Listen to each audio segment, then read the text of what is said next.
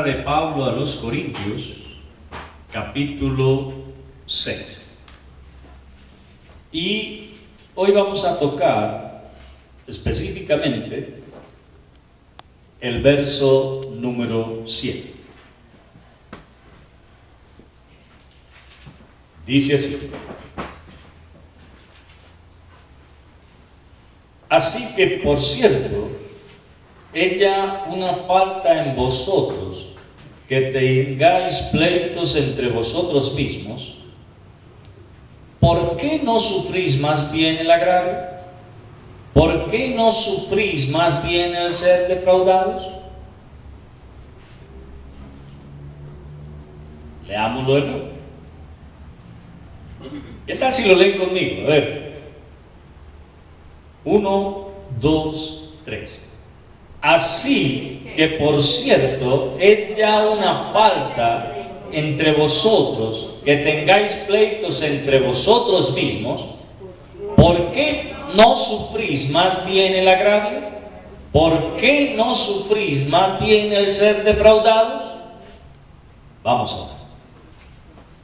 Padre, estamos agradecidos contigo, porque hoy nos has traído hasta este lugar para guardar el día de reposo. Porque hoy has permitido que podamos reunirnos como iglesia con el fin de estudiar tu palabra.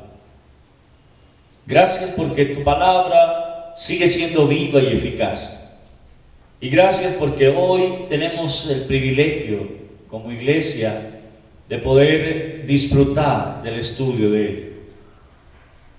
Te queremos rogar para que tu Espíritu Santo hable a cada uno de nosotros a través de ella y nos permita entender y practicar lo que tú quieres que hagamos. Te damos gracias, Señor, por tu amor, por tu misericordia, por tu bondad infinita, y pedimos para que este sea un tiempo en el cual podamos estar muy atentos a lo que nos quieres decir.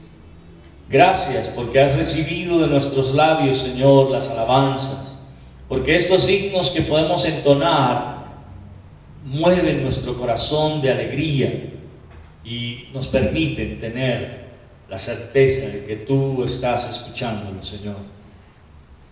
También te damos gracias porque hemos podido leer tu palabra y porque hemos podido testificar de tu grandeza, porque hemos podido orar y ahora nos disponemos a ser edificados con tu palabra. Nos dejamos en tus manos, Padre, en nombre de Cristo Jesús. Amén. Bien, la semana pasada veíamos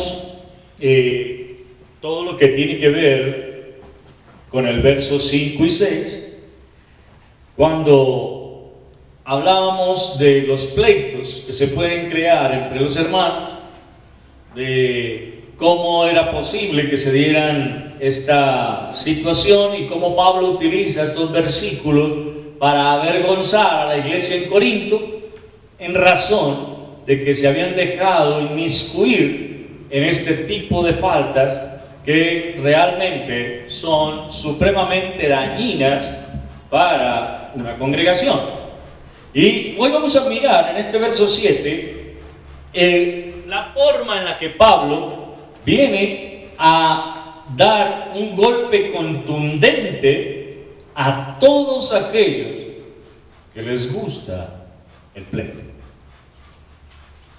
¿Sabe?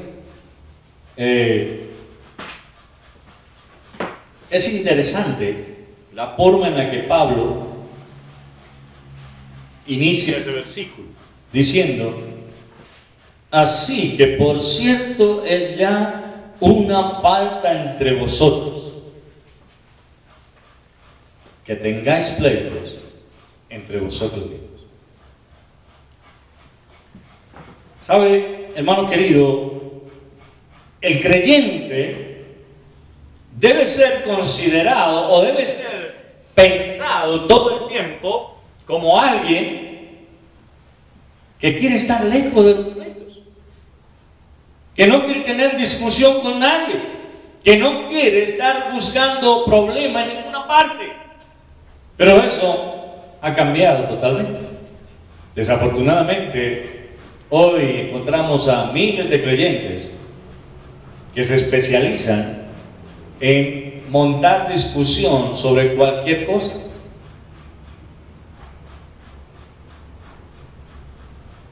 Lo que Pablo está queriendo decir a la iglesia en Corinto es cómo es posible que ustedes, en los cuales debe reinar el amor, en los cuales debe reinar la paz, la tranquilidad, la armonía, se estén dando este tipo de comportamientos. Se estén dando estas circunstancias en las cuales algunos se quieren poner en contra de otros. Pablo considera que esto, el solo hecho de que pase, ya es algo que está mal. Pero ¿sabe algo? Muchas veces el creyente busca de artimañas para tratar de salirse con la suya. Y esto es algo que era nuestra vieja naturaleza. Nuestra vieja naturaleza era la que buscaba por todos los medios siempre tener la razón. Y es triste cuando hoy encontramos a creyentes que están todavía en esa posición de siempre querer tener la razón. De que siempre las cosas se hagan como a ellos les parece que se deben hacer y que todos los demás están equivocados. Déjeme decirle algo, hermano querido, como creyente usted y yo debemos tener algo muy claro en la vida, y es que el único que tiene la razón se llama Cristo Jesús, y Él ha dejado aquí establecido todo lo que usted y yo debemos hacer. Pero el problema se presenta cuando yo quiero sacar a relucir algo que la sociedad ha metido dentro de la comunidad cristiana, a lo cual se ha denominado los derechos personales. Y yo me pregunto, ¿acaso hemos olvidado que ustedes y yo somos siervos de Dios? ¿Y qué derechos tiene un siervo? Si vamos al origen de la palabra,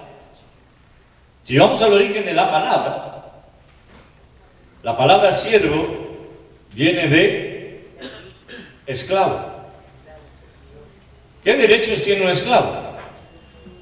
Entonces, ¿de cuáles derechos estamos hablando usted y yo? ¿Cuáles son sus supuestos derechos? El Señor dijo a sus discípulos, allá en Juan capítulo 15, vosotros sois mis amigos, ¿cuándo? Si hacéis lo que yo os mando.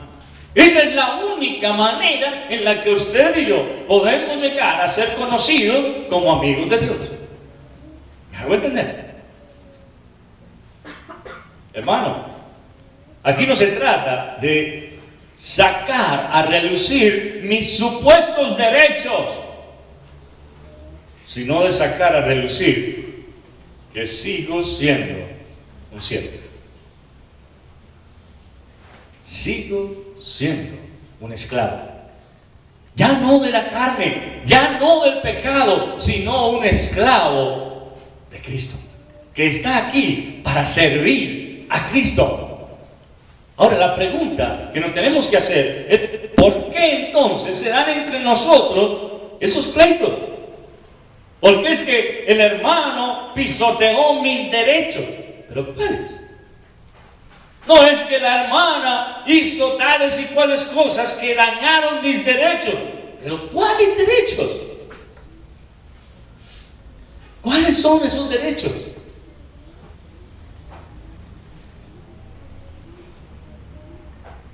¿Sabe cuál es el único derecho que usted y yo tenemos? La Biblia me habla de un solo derecho.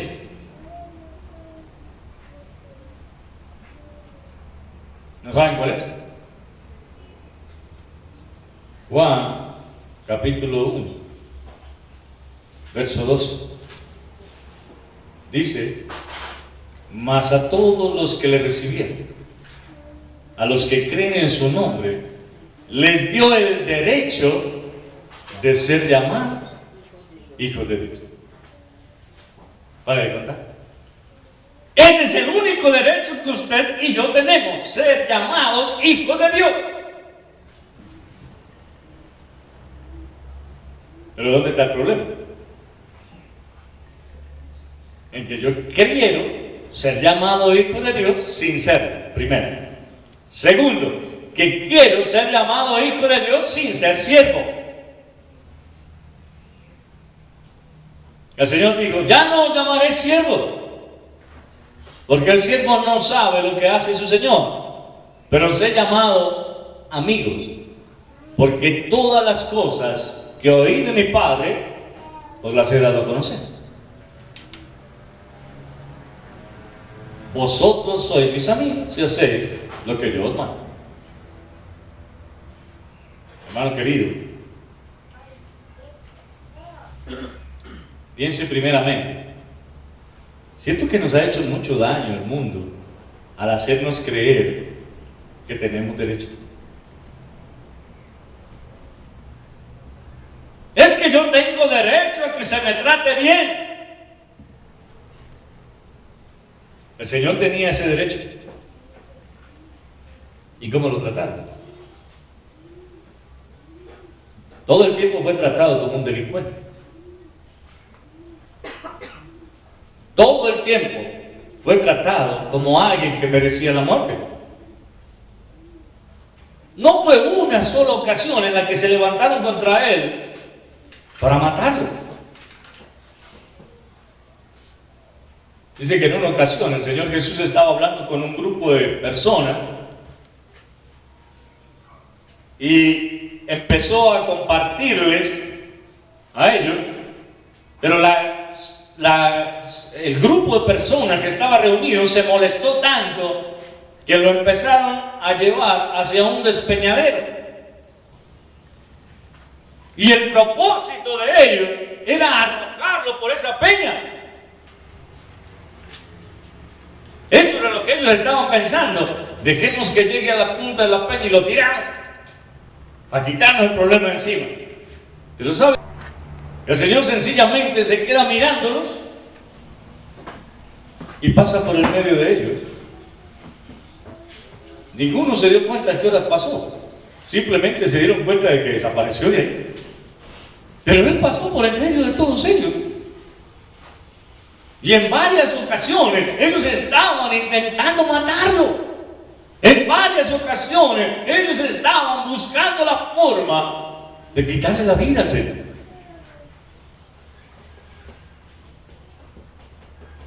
Así que, ¿cuál derecho? El Señor Jesucristo en algún momento reclamó sus derechos. En algún momento Él se puso en pie delante de todos y les dijo: yo tengo derecho a ser tratado como hijo de Dios. No. Cuando vinieron a Él para encarcelarlo, para llevarlo preso, Él le dijo a Pedro, no, me está molestando la garganta. Dijo: Pedro, guarda tu espada. ¿No crees que si yo le pidiera a mi Padre, en este momento Él enviaría varias docenas de ángeles aquí para que me defiendan?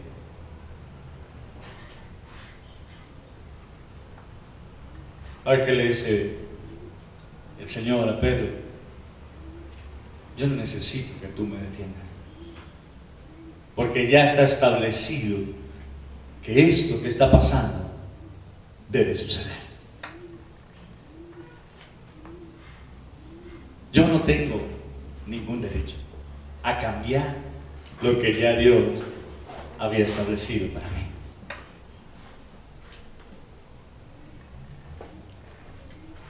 ¿Sabe qué dijo el Señor? Por esto me ama mi Padre, porque hago lo que Él me manda. El Señor lo dice entonces: ¿quieren ser mis amigos? Hagan lo que yo les mando. ¿Qué quiere decir entonces también? Que si usted no hace lo que Él manda, ¿usted qué es? Enemigo. Enemigo de Dios. Si usted no es amigo, es enemigo. ¿Estoy siendo claro? Hermano querido, mire, Pablo está diciendo, es tremendo, es terrible, es algo que es vergonzoso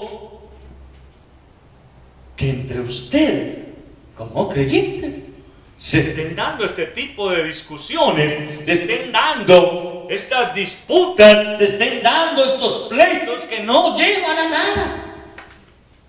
Es ilógico.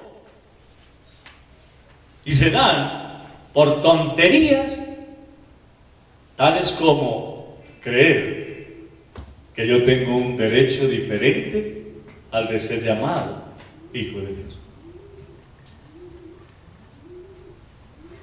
Ah, no, es que yo soy el pastor y yo tengo derecho a que me traten con respeto. ¿Con qué respeto trataron al Señor Jesucristo? Y Él fue el que me escogió a mí como pastor, entonces. ¿Cuál fue el respeto que tuvieron con Él? Si por el contrario lo clavaron en una cruz y le clavaron una lanza en su costado, si le dieron rejo cuanto quisieron, si pusieron en su frente una corona de espina, sin ser culpable de nada, y yo creo que tengo derecho a que se me trate de una manera diferente. Déjeme decirle, hermano, no es eso lo que yo veo en las Escrituras. No lo es. Nuestro problema es que la sociedad ha influido tanto en nosotros que nos ha metido la idea de que usted y yo tenemos unos derechos que en la Biblia no están. De hecho, tenemos aquí en Colombia y en el mundo entero una cosa que se llama Tratado Universal de los Derechos Humanos. Yo quiero hacerle pensar en cosas como esta. Por ejemplo, piense en Noé. Dios le dijo: Noé, he decidido el fin de toda carne. ¿Tenía la sociedad algún derecho?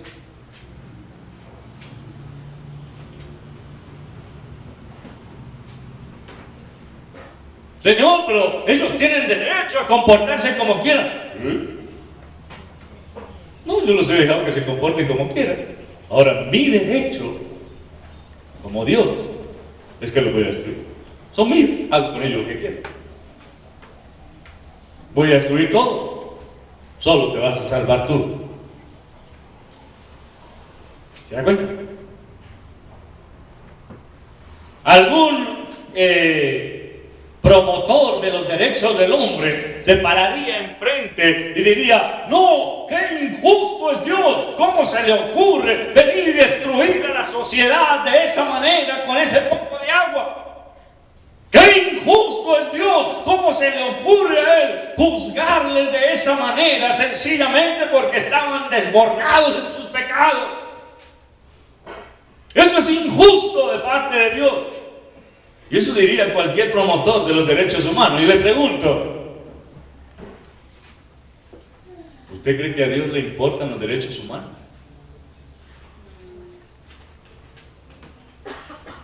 Déjeme decirle no. Porque Él tiene muy claramente establecido en su palabra cómo deben ser las cosas. ¿Obedeces? Te vas a ir. No obedeces, te vas a ir. Así de sencillo. Usted lea en las Escrituras, allá en Números, en Deuteronomio, en Levítico, cuáles son las consecuencias de la obediencia y cuáles son las consecuencias de la desobediencia. ¿Y qué dice el Señor? Acuérdense lo que dijimos. Vosotros sois mis amigos si hacéis lo que ustedes quieren. No, lo que yo mando. Dice el Señor, lo que yo les mando.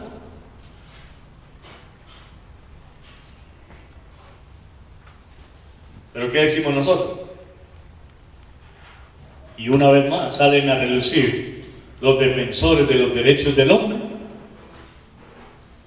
a decir, eso no está bien, yo tengo derecho a hacer lo que a mí se me plazca, a mí nadie me puede obligar, a mí nadie me tiene por qué coartar mi derecho a hacer esto o lo otro. Y yo le pregunto, ¿quién le dio esos derechos? ¿En qué parte de las Escrituras usted puede decirme sobre sus tales derechos? Muéstrame en las Escrituras algo que me dé pie para creer que usted tiene otro derecho diferente al que le he mencionado. ¿Hay alguno? Yo tengo que decirle, no, no lo hay. Y si no lo hay, ¿por qué cree que es?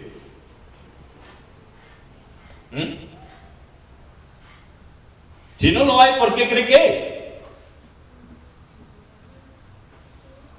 ¿Quién me dice? A ver, arriésguense. Porque no existe. Y si no existe, ¿de dónde lo sacamos? Pero miremos otro caso, váyase a Génesis otra vez y vaya a Sodoma y Gomorra. El Señor viene y le dice, Abraham, voy a destruir Sodoma y Gomorra. Su maldad es mucha en la tierra. Los voy a destruir. Y empieza la conocida historia del tira y afloja de Abraham, diciéndole, Señor, ¿y si hubiese 20 justos? Y el Señor le dice, Abraham, si hubiese 20 justos, no la destruyo. Señor, pero si hubieran 15, no los destruyo. Y si hubieran 10, Señor, no los destruyo. Perdone mi molestia, Señor, y déjeme una vez más. Si hubiese 5, y Dios le dice, Abraham, si hubiera 5, no los destruyo. Tanto que Abraham tiene que callar su boca. Porque ni siquiera había 5. Y la prueba está, ¿cuántos salieron?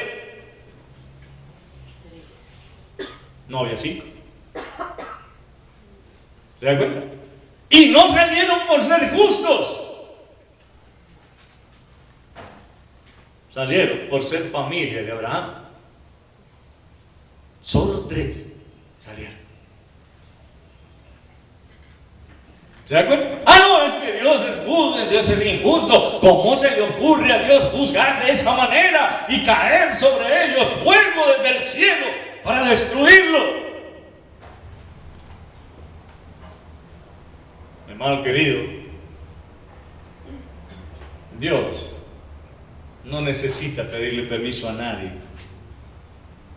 Y a Dios le tiene sin cuidado eso que tú llamas tus derechos. ¿Me hago entender? Y tal vez suene cruel, diga, uy, no, pero es que yo no quiero ver a Dios de esa manera.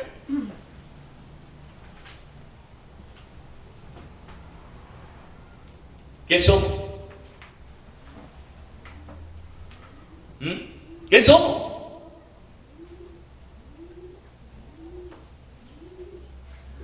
Creación. ¿Qué es Él? Creador. Así que, ¿cuál es el derecho? ¿Lo quieren más claro? Quédate ahí para que estés más cerca y te fijes bien.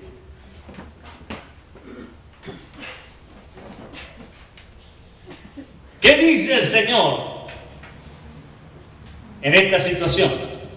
Mire, la situación dice que Dios mandó al profeta a donde el alfarero. ¿De acuerdo? ¿Han leído la historia? El profeta estaba ahí viendo al alfarero y él estaba haciendo una jarra. Con el barro estaba formándola. Pero de un momento a otro la jarra se le torció y él sencillamente la desbarató, volvió, amasó el barro y hizo otra cosa con él. Y dice, no tiene derecho el alfarero a hacer con el barro como él quiere. ¿Y se acuerda de dónde venimos usted y yo? ¿Se acuerda o no se acuerda? Dígame.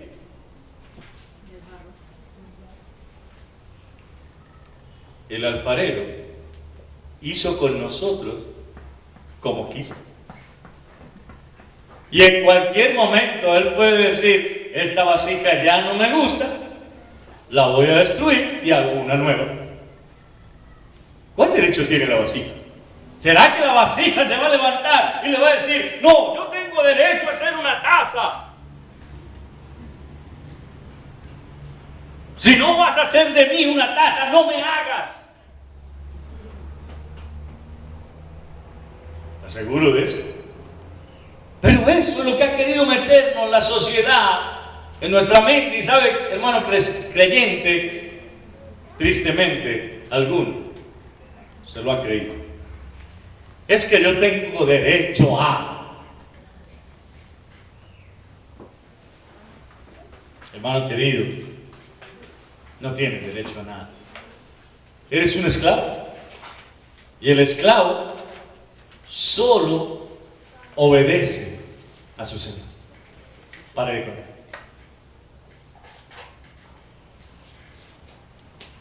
Hermano querido, es una falta grave que nosotros como creyentes nos estemos comportando, discutiendo entre unos y otros, teniendo pleitos unos y otros, llevándonos a juicio unos a otros, sencillamente porque quiero que se valgan mis derechos, unos derechos que no tengo, pero que la sociedad me ha querido hacer creer que sí. Por lo tanto, hermano querido, miren que Pablo dice, eso ya es una falta, eso ya es un problema. ¿Sabe cuál es el error en el que nosotros nos metemos? Y es que lo vemos aún en los discípulos. Cuando ellos se acercan y le preguntan, Señor, ¿quién será el mayor entre nosotros? Cuando tú te vayas, ¿quién quedará a cargo? ¿A quién vas a poner al frente, Señor? Y el Señor les dice, no, eso no va a ser así entre ustedes. El que quiera ser mayor que sus hermanos, ¿qué dice? ¿De acuerdo? Hágase siervo de todos. ¿Usted quiere ser mayor? Sirva. Eso es lo que hay que hacer. Pero mire cómo estamos nosotros. Y tristemente es algo que se da en muchas ocasiones. No, es que yo tengo derecho a que a mí se me traiga el almuerzo a la mesa. ¿Cómo me van a decir a mí que yo vaya y lo traiga?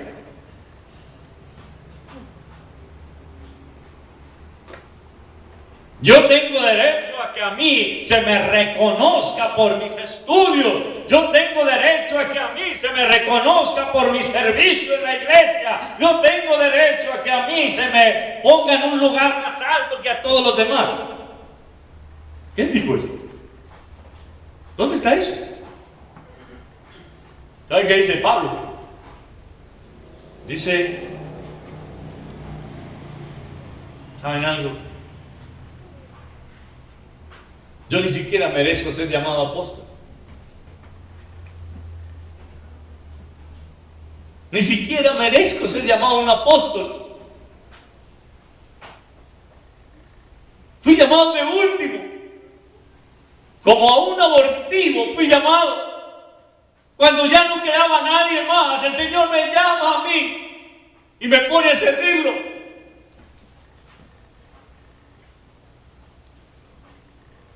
¿Cuáles son mis derechos?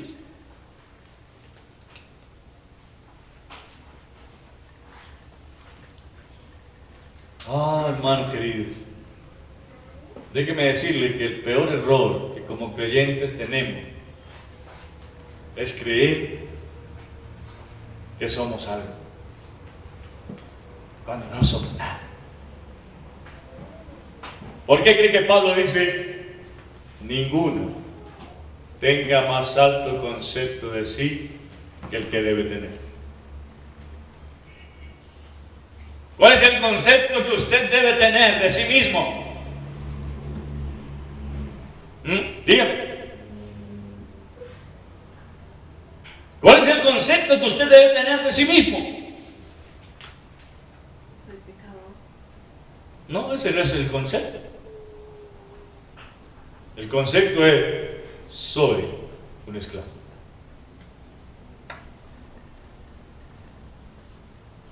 Y cuando yo me veo como esclavo, los demás son iguales a mí, porque también son esclavos. El problema es creer que yo soy un esclavo con derechos.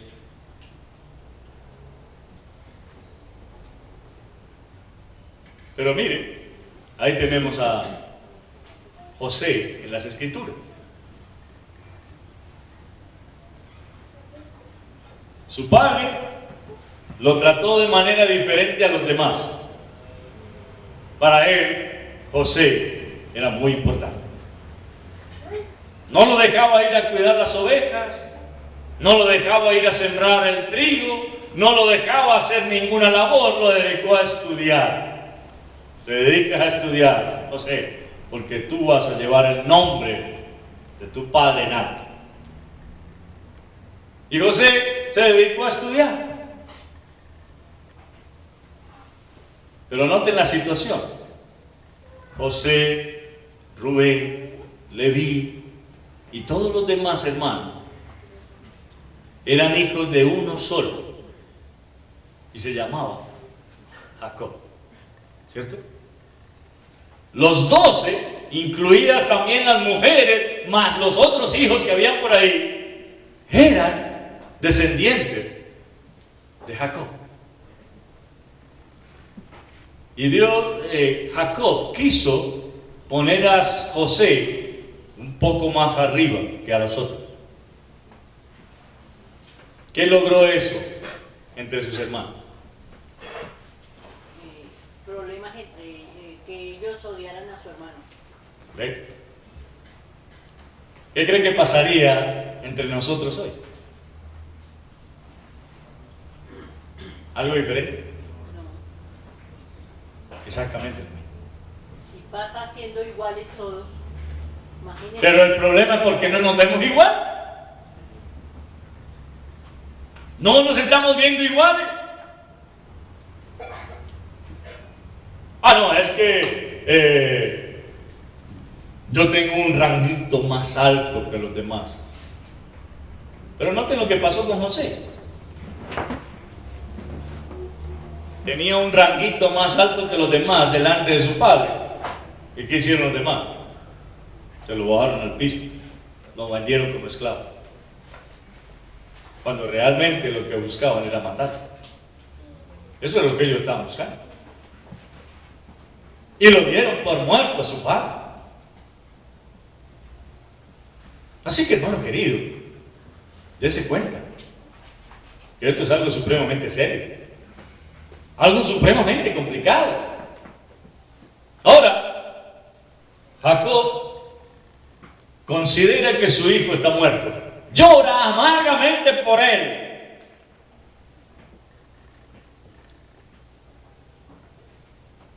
Sus hermanos, que saben lo que estaba sucediendo, aunque ven amargamente llorar a su padre, no se conduelen para decirle: padre, tu hijo está vivo, lo vendimos por esclavo.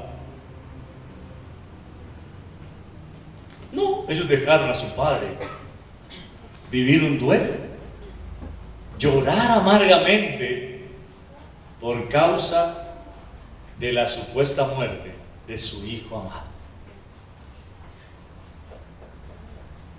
Pero José llega a Egipto, y en Egipto es colocado como ¿qué?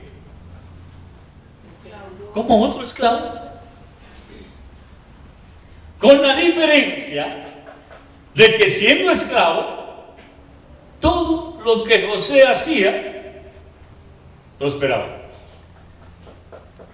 Y por eso es puesto sobre los demás siervos de Potifar. Pero ustedes recordarán que aún en medio de él ser un siervo, más alto que los demás, en un lugar de mayor estima que los demás, él tenía claro: igual sigo siendo un siervo.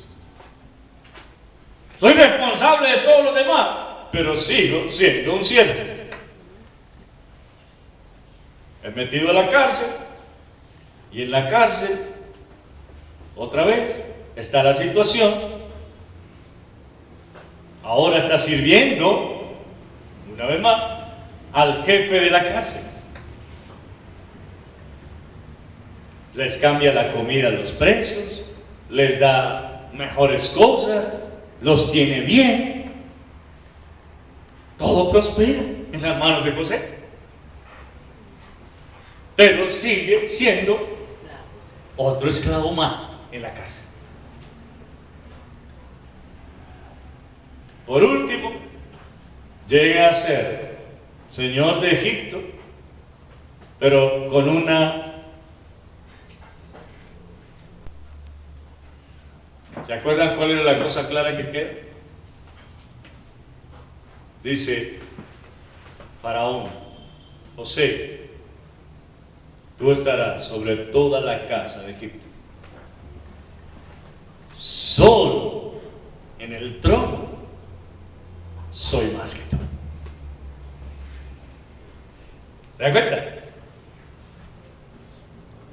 Nunca José pudo decir: soy el faraón de Egipto. Tenía bajo su mano todo el poder de Egipto. ¿Podía hacer lo que quisiera en Egipto?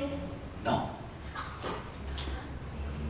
Siempre tenía que ir y pedir permiso al faraón. ¿Se da cuenta? Pero ¿sabe qué hizo que José fuera prosperado en todo lo que hacía? Dependía de Dios. Eso por una parte. Pero ¿sabe qué es lo más importante? Nunca olvidó su condición de siervo. Nunca la olvidó. Así que, hermano querido, para que nosotros podamos darnos cuenta de lo que Pablo está diciéndole aquí a los corintios, es necesario que nosotros podamos regresar al punto de origen y saber que todos somos siervos, que ninguno de nosotros es mayor que el otro. Y cuando nos podamos ver de esa manera, entonces será cuando los problemas no sean problemas.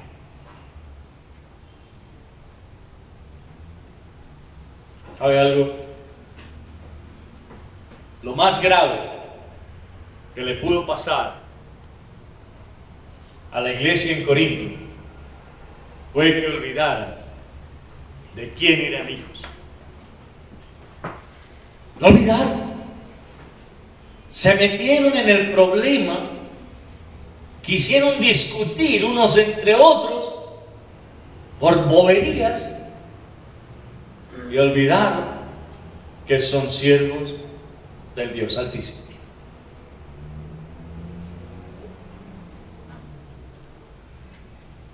Como creyentes, ustedes y yo estamos llamados, hermanos queridos, a no desfallecer nunca, a preocuparnos, sí, por el bienestar de todos, no por mi bienestar. ¿Sabe algo?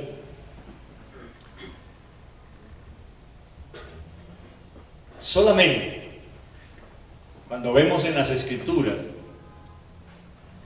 que alguien era puesto como mayordomo, debemos entender que aunque él era el mayordomo, él seguía siendo esclavo.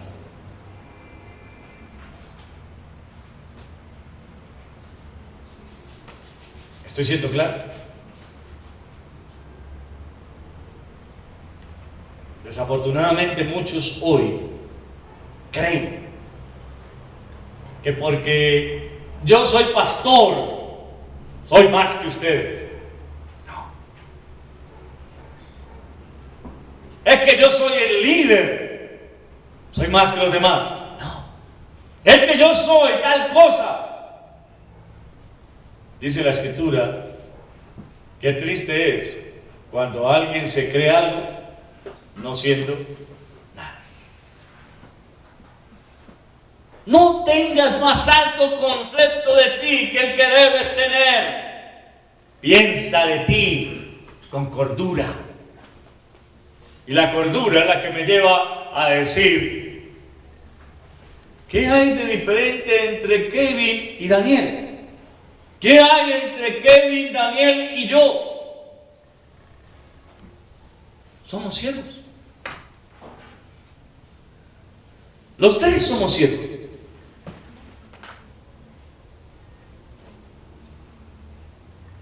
Así que, hermana y hermano, sé siervo. ¿Qué es lo que hace el siervo? Obedece a su Señor. Tenga presente, yo no soy su Señor. Y si usted ha creído que yo soy su Señor, entonces este no es el lugar suyo. Su Señor se llama Jesucristo. Y es el mismo mío. Lo que yo hago, lo que yo digo, es porque Él me ordena que lo haga. Y yo le pregunto, ¿acaso a usted no le ordena lo mismo?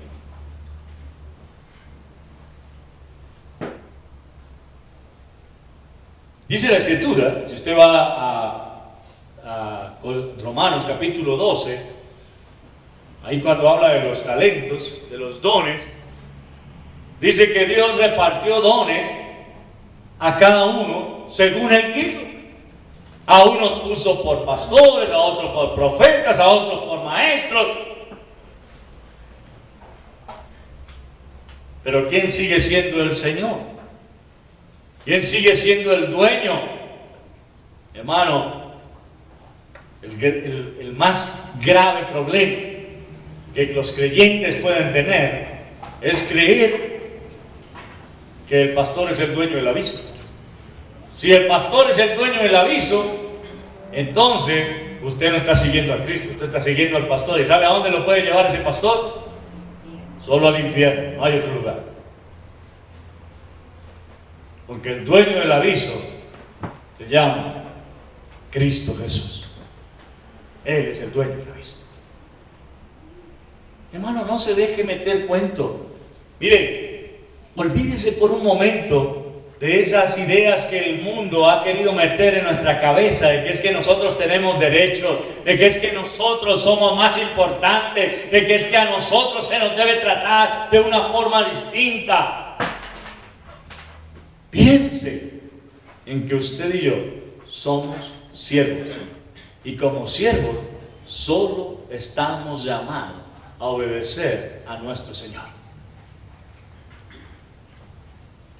Hermano querido, he querido partir este versículo en dos, por la importancia que tiene hacerle notorio la primera parte, en la cual nos hace caer en la cuenta de que entre nosotros no debe haber ningún tipo de pleitos, no debe haber ningún tipo de molestias, porque esas molestias, esos pleitos se presentan cuando alguno de nosotros se cree más que los demás. Pero déjeme decirle algo también, se pueden presentar esos mismos pleitos, esos mismos problemas, cuando alguno de nosotros se cree menos que los demás. Somos iguales. Y si todos nos vemos iguales, entonces, sencillamente, nadie será más importante que otro. Hermano, yo no quiero hacerle pensar que usted es un ente que no tiene nada que hacer en esta vida. Lo que le quiero decir es, fuimos llamados a ser hijos de Dios. El Señor vino y murió en la cruz para que nosotros por Él pudiésemos ser llamados hijos de Dios. Ese es nuestro derecho. Es el único que nos ha sido concedido por Él, ser llamados hijos de Dios. Pero de ahí en adelante, si usted es hijo de Dios y yo también lo soy, ¿cuál es la diferencia entre usted y yo? La única diferencia que se puede notar es que tal vez yo sirva y usted no, o usted sirva y yo no. ¿En qué sentido? No en que usted no sirva para nada, sino que usted no es obediente al servicio a Dios.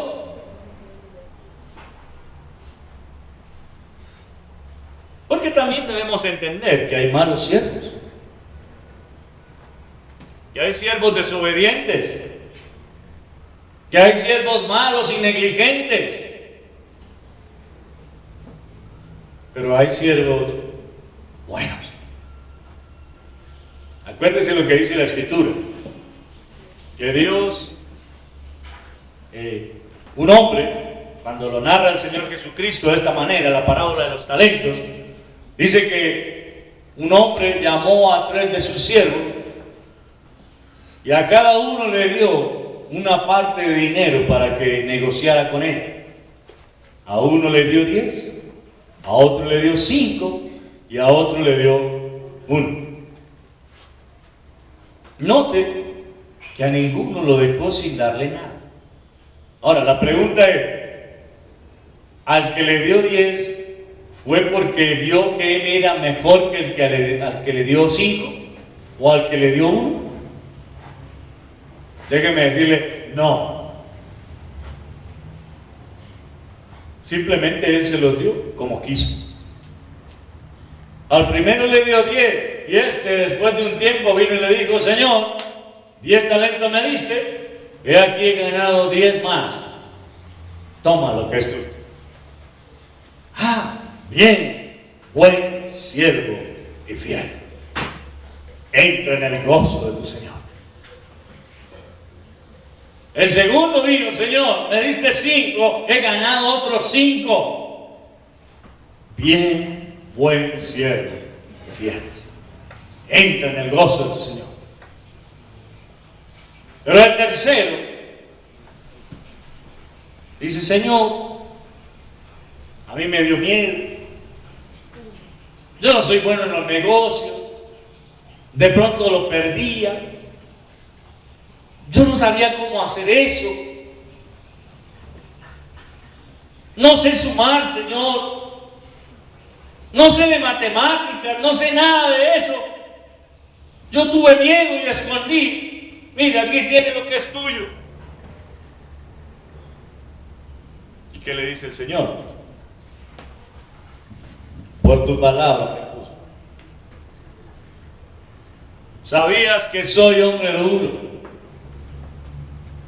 que recoge. Por tanto, debías haber dado mi dinero a los banqueros, para que cuando yo viniera, hubiese recogido por lo menos los intereses. Quitadle pues el talento y dárselo al que tiene 10, porque al que tiene le será dado y tendrá más. Pero al que no tiene, aún lo que tiene le será quitado. Y al siervo inútil, echado en las tinieblas de afuera, ahí será el lloro y el crujir de dientes. ¿Se dan cuenta? Hermanos, yo le quiero preguntar, ¿qué te han dado a ti para servir? ¿Qué te han dado a ti para servir? Ah, no, es que yo no sé hacer nada en la vida. Yo les decía a ustedes, hermanos, yo nunca pensé que el Señor me iba a poner a pastorear. Nunca lo pensé. Nunca se me ocurrió que pasara por mi cabeza siquiera. Pero desde que el Señor me llamó, le estaba sirviendo. Y como siempre le serví, en mí se cumple. Al que tiene, se le da más. Pero ¿y usted? ¿En qué está sirviendo? ¿Será que el Señor va a venir y te va a quitar lo que tienes y se lo va a dar a otro? Sencillamente porque no lo has usado, porque te ha dado miedo.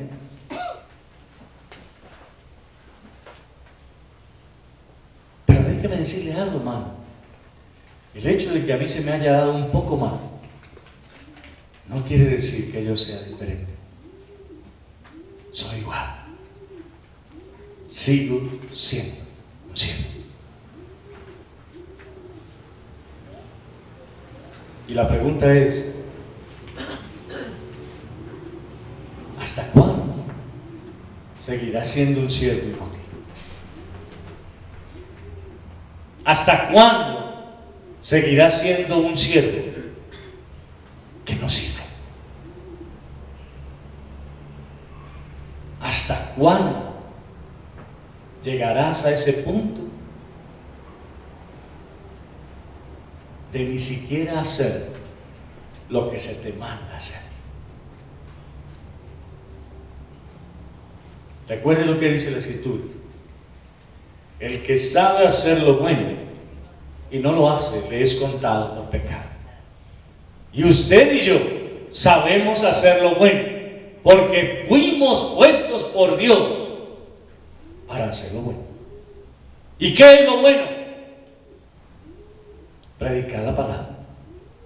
Ir por todo el mundo anunciando el Evangelio. Y si usted sabe que lo tiene que hacer y no lo hace, usted está siendo un siervo malo y negligente, al cual, cuando venga su Señor, tendrá que rendir cuenta. No lo haga porque es que yo le digo. No sirva a Dios porque yo le estoy incitando a que lo haga. Sirva a Dios porque Él mismo le ha llamado a servir. Acuérdese de esto. Ninguno puede servir a dos señores, porque amará a uno y menospreciará al otro. Hermano querido, véase a usted mismo como siervo. Vea a los demás también como siervos.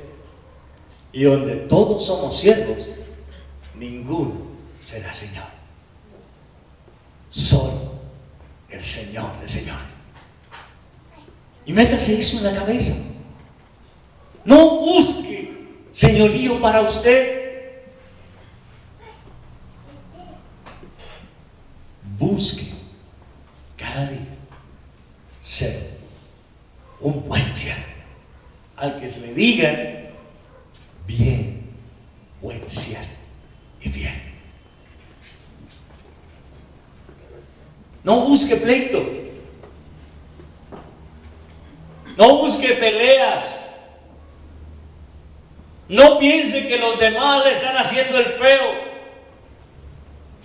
No piense que los demás están obrando en contra suya. Usted simplemente haga su labor de siervo. Y eso quitará de nosotros tanto problema. Porque cuando yo reconozco que soy siervo, también reconozco que no tengo ningún derecho. Hermano querido, quiero dejarle en este día, pensando en esto. ¿Has sido tú causa de problemas entre los hermanos? Si has sido causa de problemas entre los hermanos, tal vez has olvidado tu condición de siervo. ¿Has dejado que otro te meta en problemas? Has olvidado tu condición de siervo.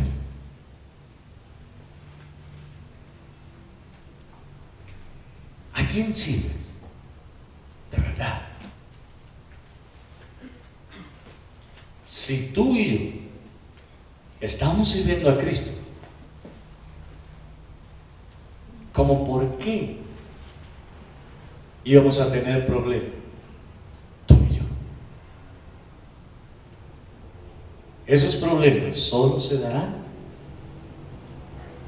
cuando el Señor de nuestras vidas no es Cristo. Cuando el Señor de tu vida no es Cristo, es cuando realmente empezará a darse todo ese tipo de inconvenientes entre nosotros. Y recuerda lo que dice Pablo: esto ya es una falta. ¿Cómo es posible que entre ustedes haya dificultad, haya problemas, haya pleitos que no tienen razón de ser? Por eso quiero invitarle en esta mañana, en esta tarde, a que oremos y le pidamos al Señor que nosotros podamos entender cuán necesario es reconocer lo que somos delante de Él, cada uno de nosotros. Padre, queremos pedirte perdón porque desafortunadamente se han dado entre nosotros inconvenientes que, como dice el apóstol Pablo, ya es una falta grave que esto se dé,